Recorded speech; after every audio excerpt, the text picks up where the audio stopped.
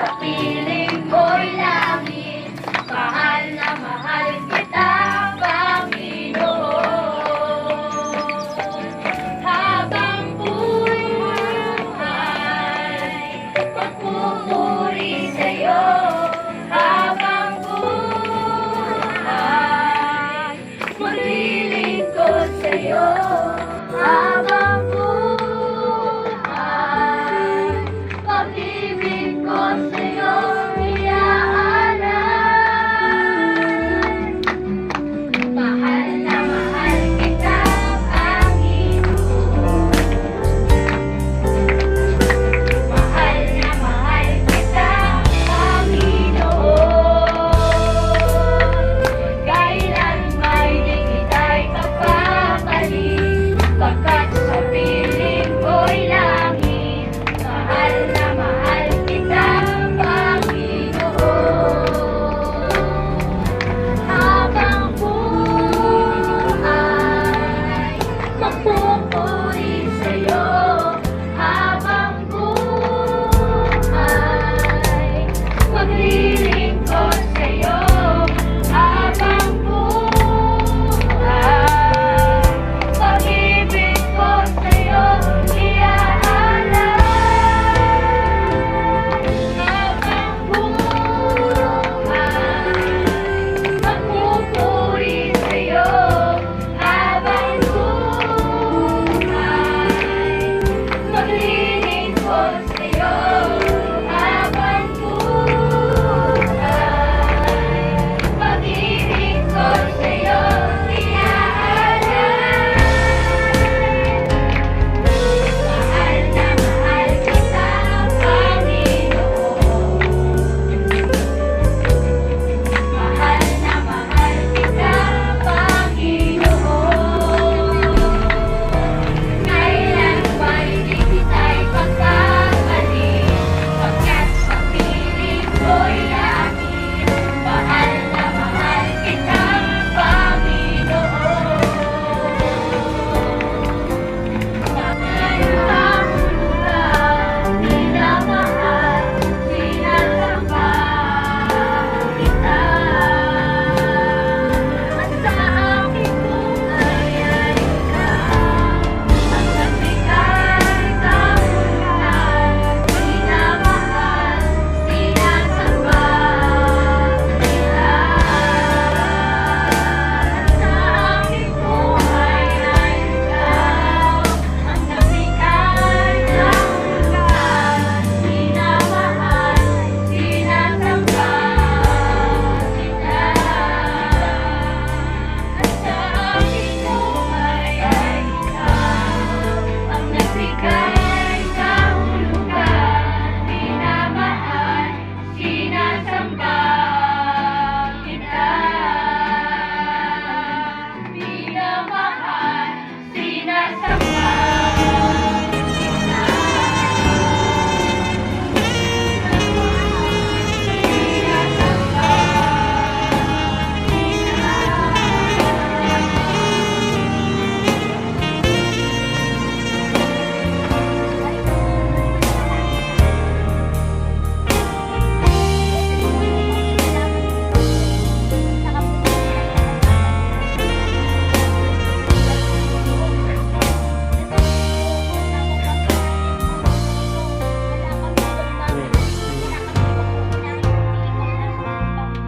Nagpapasalamat po kami sa kahabagan at pag-ibig na napakalaki, napakalawak, napakalalim.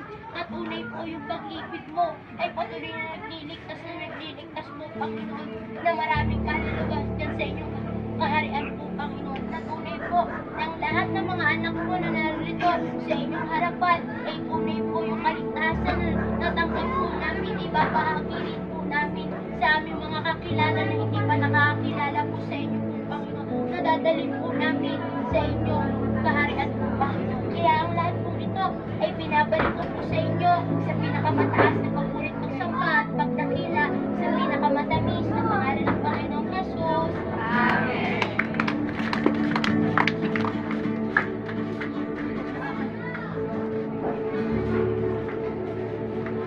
At At sa gabi pong ito, humihingi po ako ng dalawa po na magpapasalamat po sa ating Panginoon.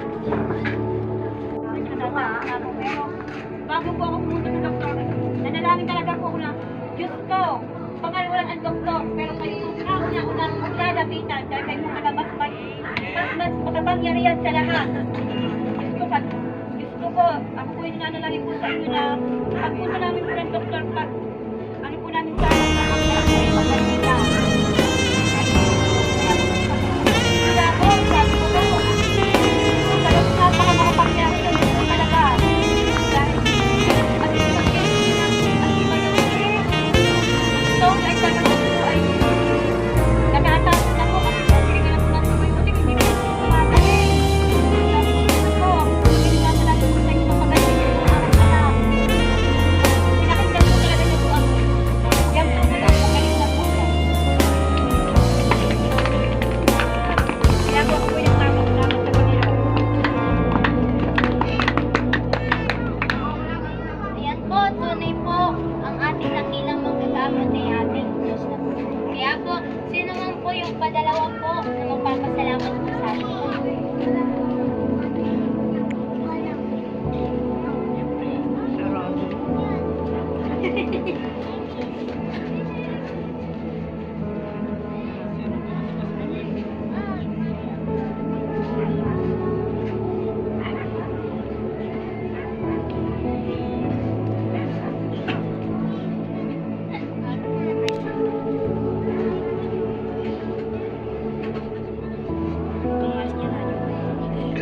Ako po ay nagpapasalamat po sa Panginoon sa kagalingan po na natanggap. At nagpapasalamat din po ako sa Panginoon na tunay po ang Diyos po ay nagtutulong. Ko, lumipat ka eh, kaya talagang Kaya po sa puro Diyos ang mali. pinakamataas na papuri po samba sa pangalan ng Panginoon Jesus.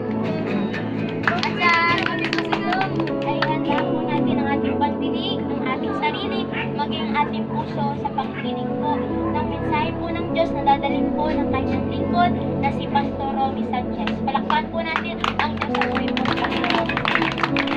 Maganap sa buhay ng isang tao, kaya nababagong buhay ng tao, ako po, hindi ko kayang baguhin ang buhay ng sino. Wala po akong kakayanan na baguhin ang sino man tao. Kaya nga kahit yung mga kriminal o kusapal, eh, hindi sila mababago ng lipunan ng mga high-tech na kagamitan ng pwedeng magbago sa kanila. At kahit bagong religious group, ang kanilang aniban, hindi pa rin sila magbabago. Ang tanging pagbabago na maaaring mangyari sa buhay ng tao, sa sandaling ang tao ay nakilala si Jesus Christ. At kapag nakilala niya si Jesus Christ, ibig sabihin nun, sinusuko mo ang lahat sa buhay mo sa Panginoon. At yung lahat ng maruming buhay natin, yung makasalanan nating buhay, ang Diyos lang ho pwedeng magpatawad at umunawa sa atin. Kaya ng Diyos na unawain at patawarin ang kung anuman ang laki ng iyong kasalanan. Siya lamang. Kaya nga ho, si Jesus Christ ay pumunta rito sa lupa ay upang bayaran ating kasalanan. Siya lamang ang may kakayanan o able na magbayad ng kasalanan natin at patawarin tayo. Walang sino mang pwedeng gumawa ng kundi si Jesus Christ. So dahil dito, kaya nga tayo dahil sa pagpapatawad ng Diyos sa atin, kaya tayo makakapamuhay ng maayos, malinis, makamahal. Okay?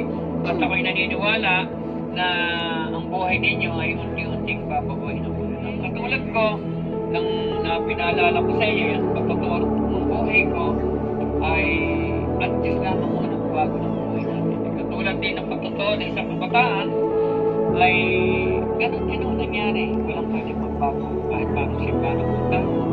Kapag si Kristo hindi nadating sa buhay mo, ay hindi magbabago ang buhay ng tao. Sabi ng Bible, sa 2 Corinthians 5:17, ang sin mang nakapag-isa kay Kristo, ay siya ng bagong nilala, wala nang bagong pagkatao. So, iniiwan mo na ang iyong lumang pamumuhay. Ikaw ay may bagong buhay, may bagong lakad, may bagong mag-iisip, may bagong sa lahat, meron Diyos na sumakasama sa yun ang kagandahan na meron tayong Diyos. Hindi lahat po kasi nang natawag sa Diyos ng Panginoon ay nagbabago ng buhay. Nagbabago ng buhay kapag naranasan mo si Kristo sa iyo. Amen. Tanggap mo siya, pinapasok mo siya bilang iyong sariling Panginoon at Tagapagligtas. Yun lang po, doon pa lang magbabago. Kung ginawa natin ito, nagbago, ganun. Kung ginawa natin ito, magsisimula na ang Diyos na pagbuhay ng buhay ng sino man. Tama ho ba? Kaya nung napansin ninyo na kayo nakipag-isa kay Kristo, sa tingin ninyo, may nabago na sa buhay ninyo. Amen. Sagot po kayo. Sagot. Amen na. Okay. So, okay. Ako ay naniniwala na unti-unti. Merong mga pagkakataon na bigla nagbabago, merong mga unti-unti yung dahan-dahan. So, kung bakit kailangan natin ipangaral, ay makikita po natin sa Marcos chapter 1. Bakit natin kailangan ipangaral? Marcos chapter 1. Bakit kailangan natin ipangaral ang salita ng Diyos?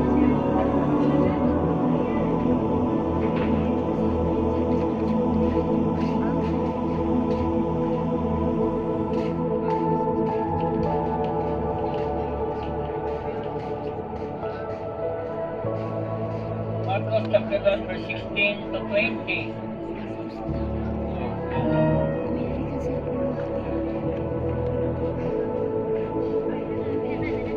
Okay.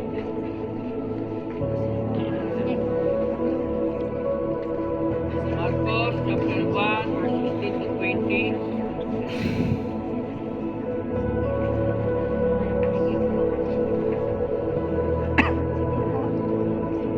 Okay, basa po. Marcos chapter 1 verse 16 to 20.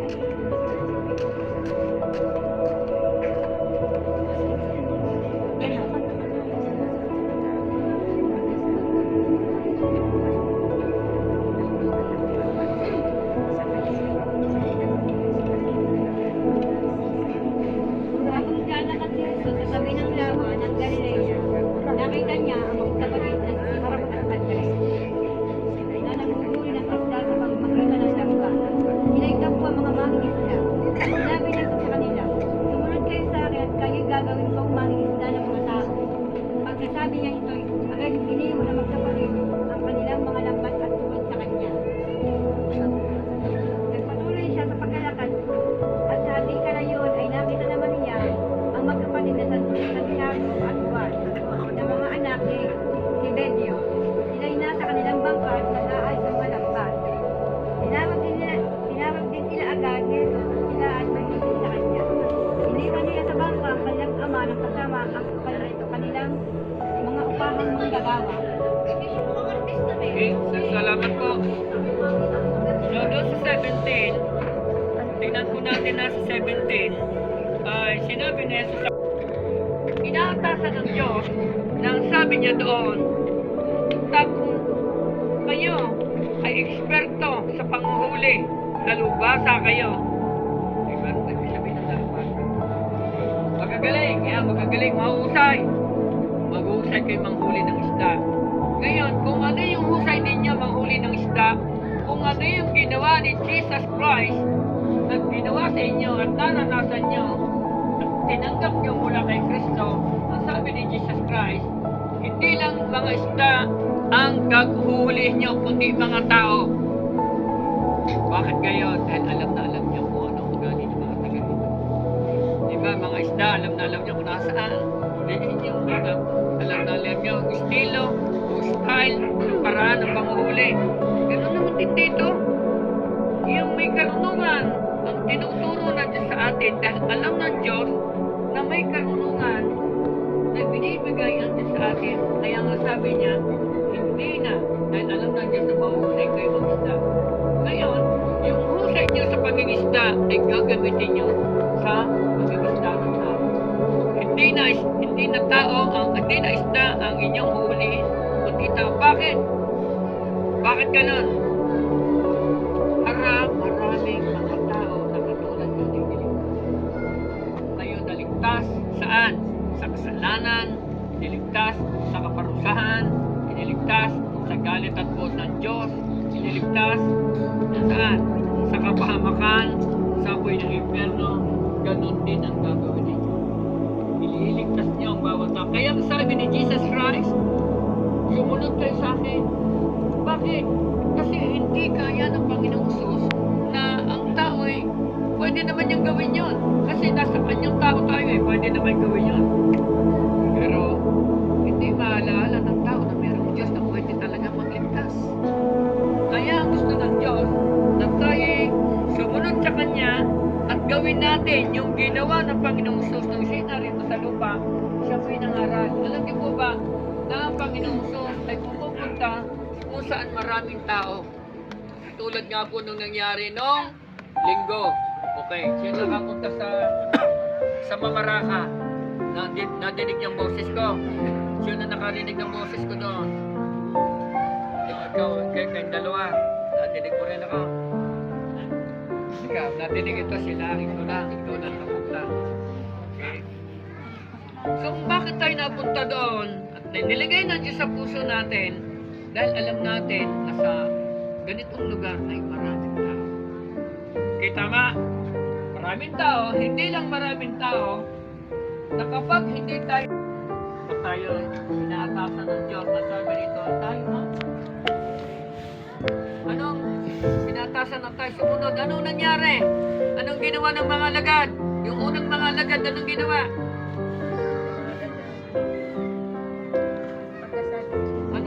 Alin ang ginawa? Oo. So sabi doon, bakit sila sumunod agad? Dahil kasi naranasan nila at totoo pala si Jesus. Totoo pala na mayroong tagapagligtas. At tagapagligtas ng tao ay walang iba kundi si Jesus Christ, hindi ay simbahan. Walang simbahan. Parang nahihirap.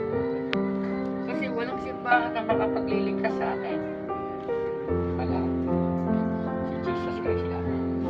Kasi kapag mayroong makakapagligtas sa atin, higit kay Jesus Christ, makapagmamalaki ang tao. Tama ba? Tingnan niyo po. Ipinakikita ng Diyos dahil alam ng Diyos na ang tao ay may likas na kayabangan.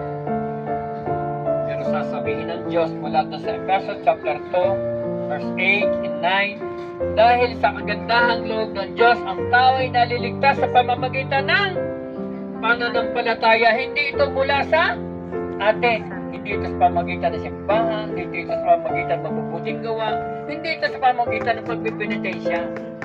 Katulad doon, no? Kita nyo, nung nakaraang Friday, kita nyo, pagpipinitensya, nagpapatapak, meron talaga nagpapapako sa lugar yan, sa Pampanga, nagpapapako dito. Hindi na kayo natakot na gawin nyo. Hindi na kayo nag-isip na isang malaking insulto ito sa Diyos. Kasi ang Diyos lamang po ang gumawa nun. At sasabihin mo, pag-alaala, hindi mo kailangang alalahanin.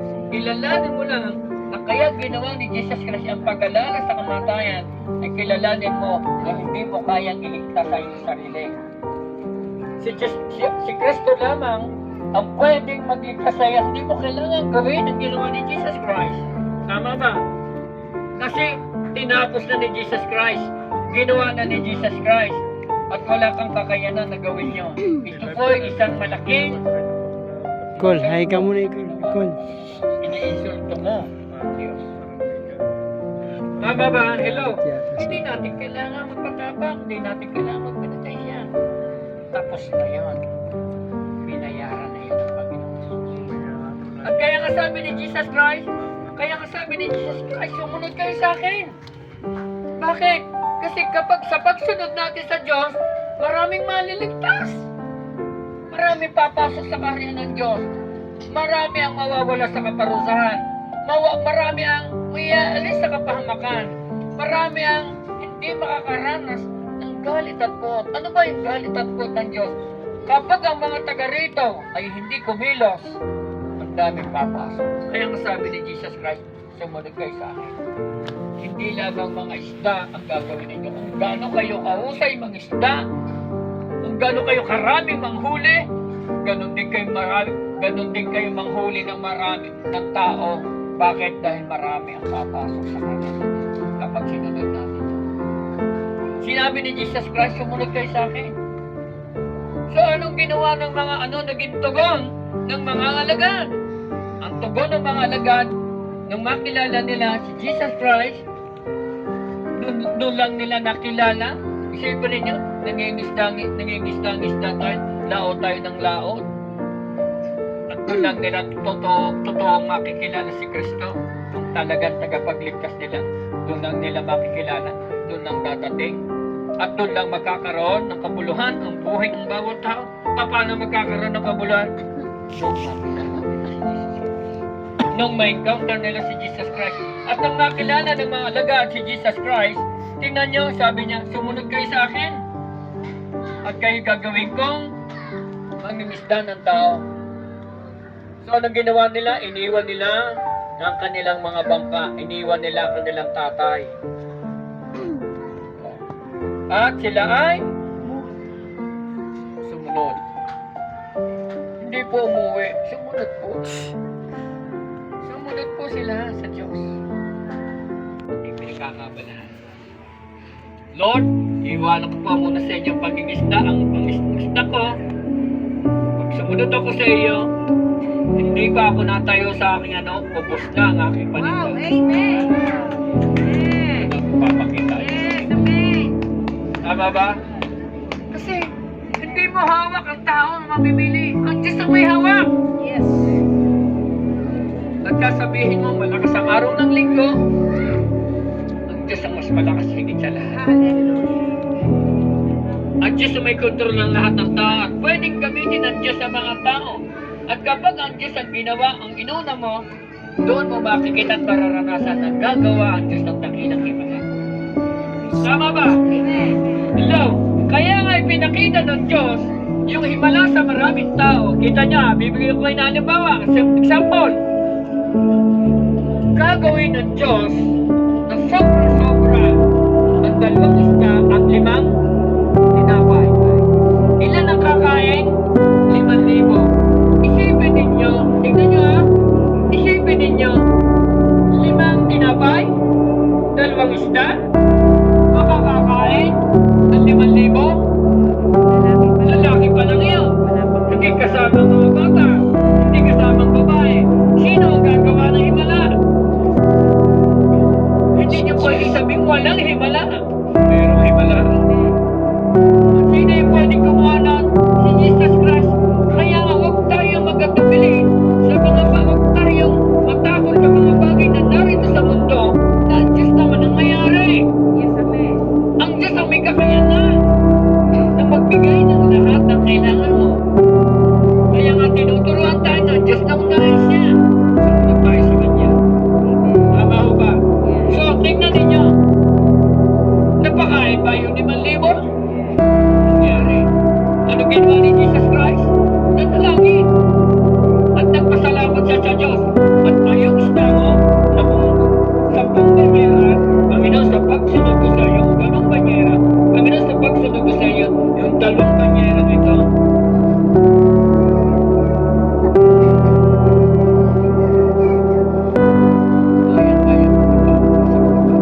kaya mo magdala ng mga mamimili. At kaya mo rin magdala ng mga mamamakiyaw. Tama ba? At pwedeng 1 taon lang kausap ay napadala ng Diyos at papakita. Kaya mo bang pahipuin ang iyong kabalisahan at pagkatakot? Kaya mo bang alisin? Hindi mo kaya. Jesus Christ lamang may kaya ng bumawas. Ito natin. Balik tayo doon. Tinuturuan tayo ng Diyos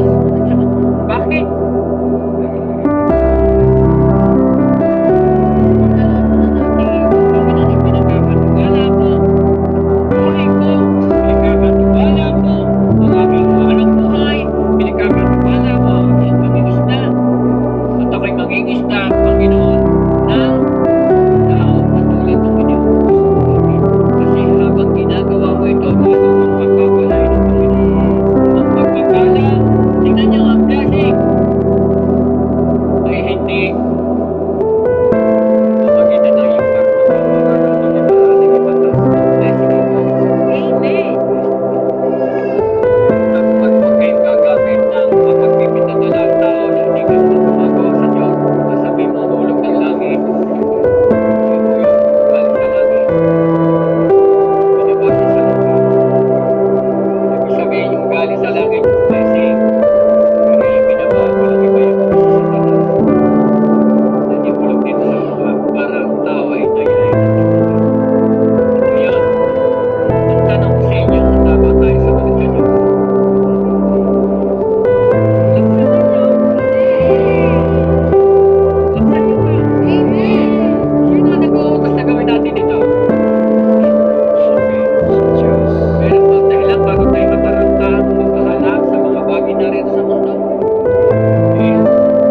Wala tayong dahilan para ipagpalit ng Diyos kaysa sa mga bagay na narin. Wala tayong panalangin. Diba? Hindi ka na palilig sa salita. Ano gagawin mo? Doktor ka. Doktor ka ng doktor. Ano yung sinabi mo? Bawal ang magpa-doktor. Diba? Mapapadoktor ka. Ano nangyari sa'yo kapag nagpa-doktor ka? Di ba natatakot ka? Hindi mo alam kung ano gagawin. Hindi na yung isa. Pero may kakayanan. Ang doktor may kakayanan. Pero ang mga yan ay Pilipino. Pero ang Diyos, walang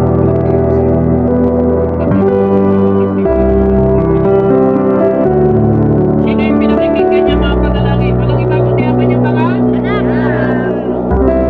Itong kanyang mga anak ay yung mga sumusunod sa kanya. Tagasunod ba niya kayo?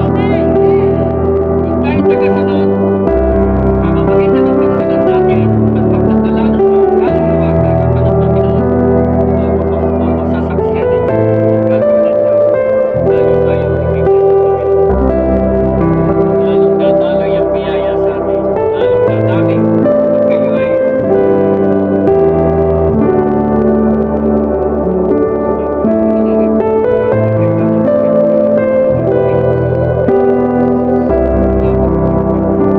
dakilang pag-ibig mo sa amin. Dahilan yung